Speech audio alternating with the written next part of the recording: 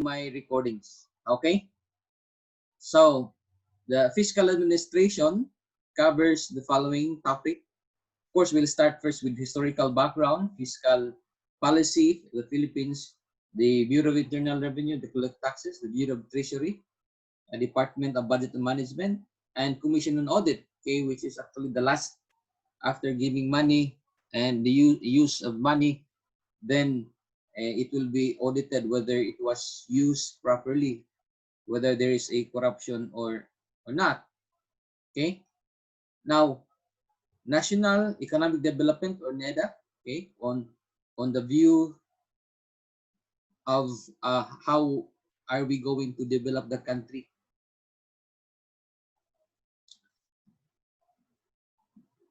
Also, we will talk about the Bangko Sentral ng Pilipinas, okay, which is in charge of the monitoring of all the banks in the Philippines, and then the Philippine Depository Insurance Corporation in case of bankruptcy of a bank. Okay, the PDIC takes over. Okay, and then the banking industry as a general, and then we'll talk about Social Security System, GSIS, for government employees, and then the factor also in the economy, which is the labor supply. Okay, right now we have so many people unemployed, and then the corporation as well. What are its functions in the economy? After all, this is the source of income in the Philippines. And then we'll talk also about the national budget, okay, how the government allocates the income they have. And then there are also factors in budgeting, okay, one of which is the public choice, like what are the things that people like, should that be addressed by coming up with a budget that is addressed to them. Okay, and then we have public goods, which is an economic concept matter, and we're going to discuss it. Okay, what are the goods that is beneficial to the people? And then we have externalities. These are factors actually in economics that would affect the decision making in allocating the budget. And then we also discuss the ASEAN economy. Right now there is an ASEAN integration. Okay, all members of the ASEAN and now may use the same rules and regulations so that students here may be employed elsewhere in the ASEAN region, or those in the ASEAN region graduate may be also employed because there is now a unity of the ASEAN countries. Okay, so the division of the grade, we have class participation 30%, class presentation 10%, projects 20%. I may not give project, so the attendance may as well constitute this 60% or the quizzes. Okay, and the remaining 40 will be your major exam. Okay, midterm exam plus final exam. The midterm exam is 40%, and after that I'm going to get the midterm grade. On after midterm exam, I'll give again same class participation, class presentation, projects, and then the result of that is tentative final grade. Add that with the midterm grade and divide by 2. That will be your final grade. Now, on attendance, well, the same. Okay, I may allow myself to be consulted. Okay, that will be my academic counseling, Monday to Thursday. It may not be the same time, or it could be of the same time in this one, but probably this will only be applicable to Monday and Tuesday, because Thursday and Wednesday I may have class on the same time. Now, I will be, okay, so that's the signature of the mayor as a proof that I disseminated this to you. Okay, and this is me and as a chairman, as chair of the department. Okay, I'm done with the syllabus. Now I'll discuss to you now. Are you still with me? Yes, sir. Okay. Yes, sir. Now I will discuss now the content of the module. Okay, so this is the module we have. Okay, and the content is the same as I have discussed in the syllabus. Okay, there's no difference actually, but there are exercises which I would require you to answer. Okay, so on top of the videos that I will be showing to you in the Google Classroom, there are also exercises which you have to answer. Okay, and from this, I might ask from here the questions in the midterm exam, or in case there will be a difficulty in the genuineness of the answer, whether it may be an honest answer, I may ask an essay based on the discussion I had, and it would be easier for you whether you are online or offline, because I will be posting this in Google. Right now, I am recording this, and this will only take 40 minutes. Okay, I am using the free Zoom, and it would be advantageous to both the students and the professor. We will not be paying anything except for your mobile data. Okay, this is the only free for Zoom, 40 minutes. Okay, and I consume now, I think, more than 10 minutes. Now, I'll go now to the first. Okay, this is now the introduction. Okay, I'm going to define what is an fiscal administration. Okay, it is an act of managing, okay, incoming and outgoing monetary transactions. Okay, and budgets for government.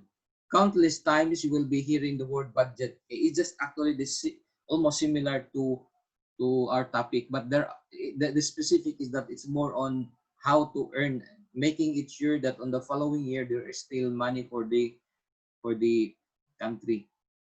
Okay, including educational institution, non-profit organizations like NGOs as well. Okay, and other public service entities, fiscal administration structure, and Philippine budgetary process. Now, under Article 7 of the 1987 Constitution, okay, it sets the tone for budgetary process. It states there how the Philippines should submit a budget to Congress. It states there that they have to submit within 30 days from the opening of the regular session. The opening of the regular session starts with the son of the president. Okay, so expect 30 days after that, there will now be a submission to the Congress. So meaning, even before the submission to Congress, the agency like Cebu Normal or other departments of the government, okay, already prepares the budget. Okay, the lowest level will prepare, submitting it to the department, and department to the college, or and then they're going to submit that to Congress. Okay, so a financial plan of the expenditures, like what, how much are they going to spend for this? Okay, and the source of fund, where are they going to get the fund? Normally, it's come from the capital outlay. Okay, and including receipts from the existing and proposed revenue measures. Okay, so it will also include the receipts. Okay, so in government, receipts are very important, because if you cannot present a receipts, you are held liable for the money that you spend. Okay, so that's why COA, Commission on Audit, is every now and then the audit. Okay, and they're going to review the receipts. Without receipts, then the person is going to pay. Later on, the COA might disallow the expenditure. If it is disallowed, take note, it may fall under corruption, because you do not use the money as stated in the law, because law is the one that give them the power to disburse the fund.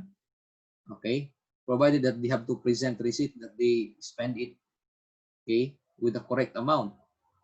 Now, another is proposed revenue measures. Okay, meaning the agency will also propose how are they going to fund it, not necessarily getting the money from the national government. They will also present what are the measures, okay, what are the things that they're going to do to fund it, not necessarily asking from the government, okay, because there are agencies that also earns, okay, there are agencies that are purely even generating revenue. Some are subsidized, normally subsidized, but there are also income of which, like the income from the registrar and accounting, okay, like there are transactions that they have to pay in those who are already graduates, like getting a transcript of record, so it's an income, okay, that may be a source of revenue, okay. Now, and that will be the basis for the general appropriation bill. I mentioned this one in last meeting or yesterday, the general appropriations law. It's actually the law of the entire country. But it all starts first with the bill, because if it's not yet a law, it will undergo 3 readings. It is difficult to approve it, especially general appropriation, because that talks about the budget for the entire country. Okay, all the departments will be allotted with certain amount, so it will take really time. Otherwise, there will be a budget deficit, and it is not good for a country if there's a deficit. Now, we go to the historical background, okay, into the origin of the fiscal administration. So, fiscal administration generally refers to the formulation, implementation, evaluation, and decision, okay, evaluation of policies and decision, okay, including taxation, okay, the imposition of tax on a particular item. Even those employees also pays tax, part of their income, depending on their status. And revenue administration, okay, how to get money, that's revenue, okay.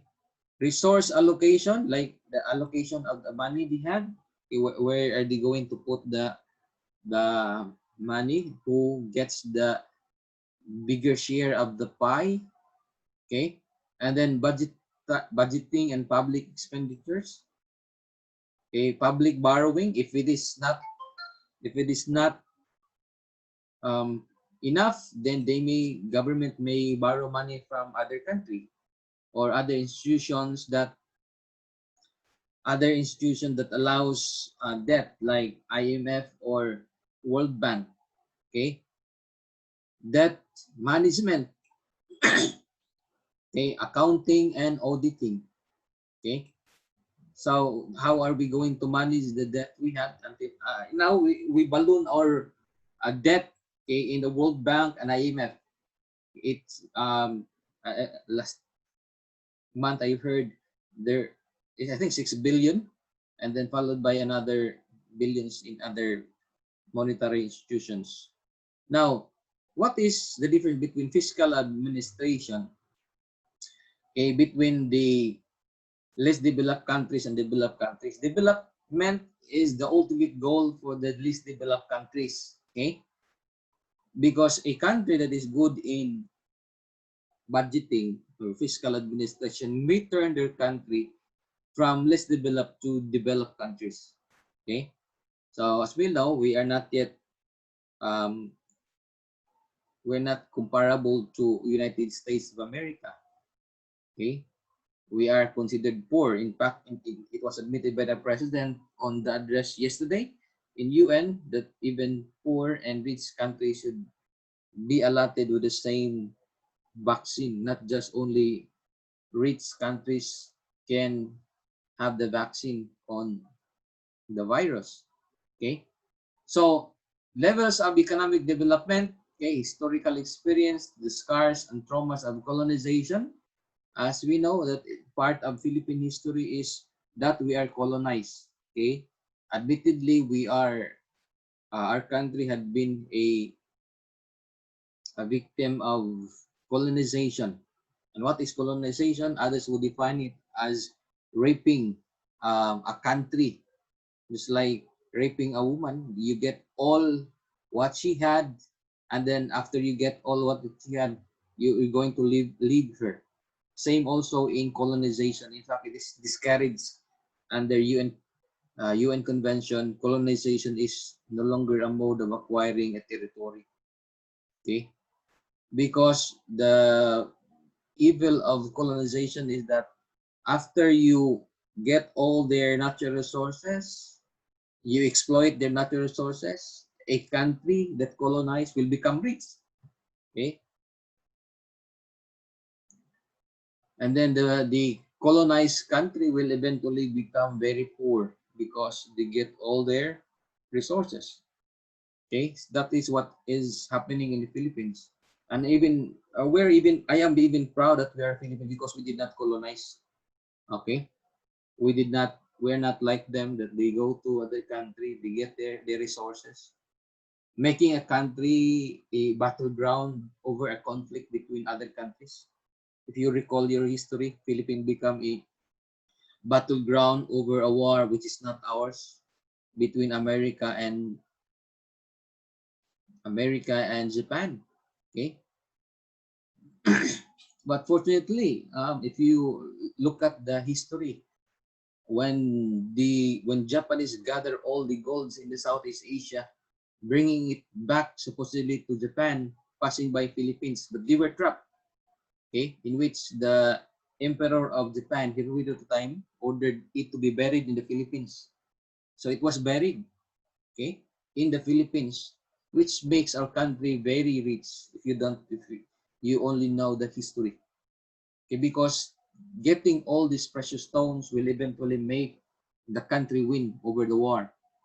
Okay, so it could have been Japanese because they loot during the war, but they bury it here because they cannot bring it back to Japan because they were trapped by the Americans. They bury it here. Okay. Fortunately, the president was very wise. Those treasure hunters were required to secure a permit from the president, President Marcos at the time. So, upon approving their um, treasure map, of course, the president knows where the map is. Which is why, according to them, probably he also has the map. Okay, these golds are actually coming from other countries, but some of our politicians do not know about it, which is why there are projects from the Japanese government thinking all the while that it is a genuine project, but it is in disguise of getting back what they buried a long time ago in a form of projects, joint projects by the Japanese. Of course, you can recall maybe in your place there are Japanese projects. You have to be very skeptical about it. It may be they're coming back to get what they are buried a long time ago. Okay, but anyway, it's a long story about it, but I have to focus because I'm talking about the economy of the country because there is a TikTok message that Philippines has billions of gold deposit and Philippines is number one. I believe in it. Okay, because of that. Anyway, so the mixed economy is the free enterprise, centrally planned economics and mix. Okay, this is all about um, economic concept. Okay, we will discuss this later. What is central plan or communist actually, and then mixed economy, which is what we are engaging right now. Okay, but some factors of the economy is supported by government, some is private sector. Okay, so we will discuss later about it. Okay, but what is the perspective of a developing countries? Okay, there is a different strategy to a developed countries or developing country. Okay, work for in that does not work for industrialized countries. Okay, a successful fiscal policy of an industrialized country could result to a disaster in a not developed countries. Okay, or less developed countries. because you cannot just simply copy what other countries are doing. Okay, because if you copy it, it may not be applicable to us. You might say that what the Americans are doing or other countries are doing may be applicable to us because they are rich now. It may cause a disaster in our economy. Why? Because, well, the different environment, the different situations, different cultures they had may not be applicable to Filipinos. Okay. Now, in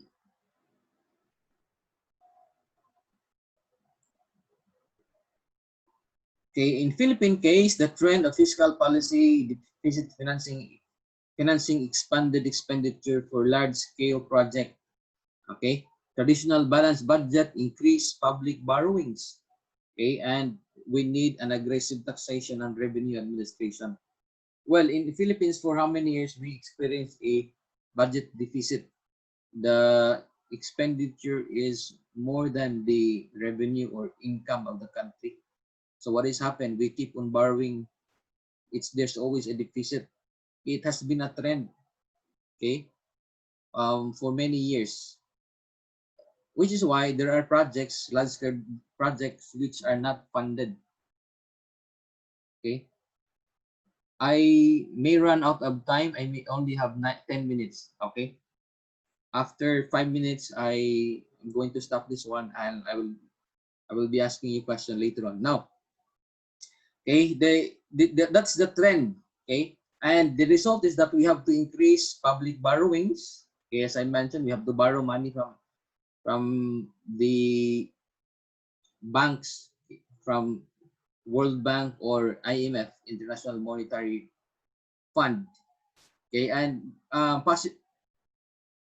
fortunately, we have a good ratings in the IMF. Okay, we're actually rated based on our capability to pay, based of course in the performance of the country. They may allow us to borrow. Okay, the credit is AA, BB. I think we're now in BB plus, meaning it's a positive, and they even allow us to borrow money, which is why during the pandemic this year we're able to borrow higher amount of money because they view it that the country is now performing, and in fact the money we're actually given to address the economic downside due to pandemic. So it's a good thing that we were created to higher BB plus. The other year it was actually almost BB negative, okay, or C. But because of the good administration, it was level as higher than BB negative. Now, aggressive taxation. By the way, I'm talking about a country. Country's performance is actually rated in the IMF or a bank that will allow them to borrow based on their performance of the country. Okay. So they will see to it that the country can pay. In what way? Of course, if there is an aggressive taxation. Okay, our Bureau of Internal Revenue can assure that they can collect the money. Okay, so even Manny Pacquiao and other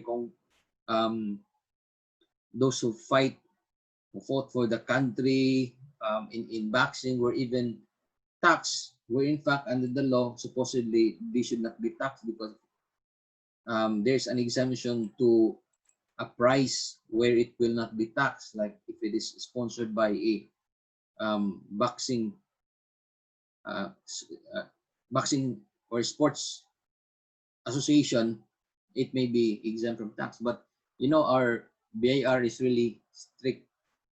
If you claim that you are exempt, you have to prove that you are exempt in tax. So of course they were able to collect higher amount from Manny Pacquiao. Now, coverage. The major activities in public fiscal administration. We will be talking about fiscal formulation, okay, taxation and revenue administration. How are we going to administer the money collected? Okay, budgeting and expenditure, okay, public borrowings, and debt management. Okay, how are we going to manage the debt we have? Now, in the um, early finance system, okay, we go back first how the fiscal administration in the earlier times. Okay, so the public finance in ancient times, we will be talking about the slave society, medieval public finance, and the feudal system. We go first to the first, okay, slave society.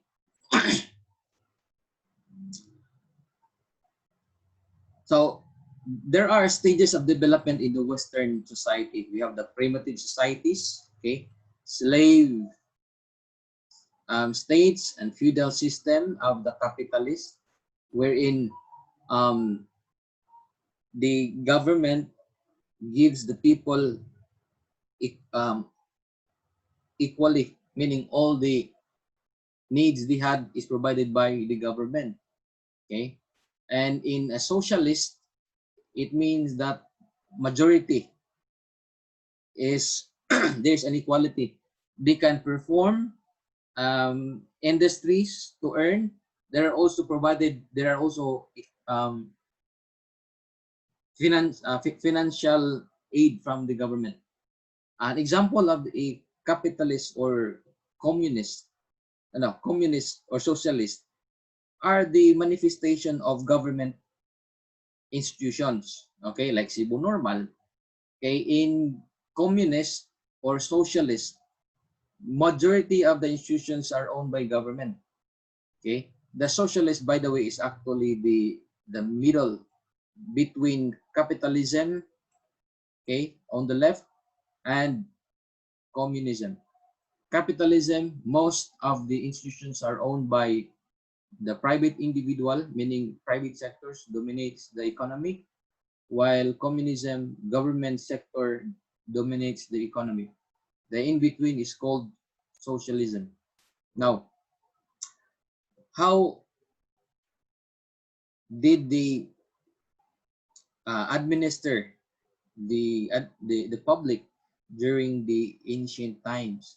Okay, the beginnings of public finance started from the creation of the states.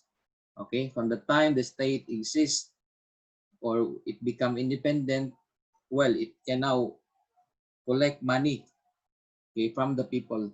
Prior to that, when we were colonized, we cannot collect money. Everything is owned by our colonizers. The state, as we know, composed of government. Okay, these are the elements of the state: government, people, the territory, okay, where the people reside, any portion thereof, whether it's big or small, as long as the people can administer it properly, then it may declare to be a state. And the last is sovereignty, independent from other countries. Now, when we say sovereignty, it should not be dictated because there are two kinds of sovereignty, um, internal and external. Internal meaning that it should not have any conflict within, like aggression between and among the people of the country or state. The presence of a militant group may prove that the country is not sovereign.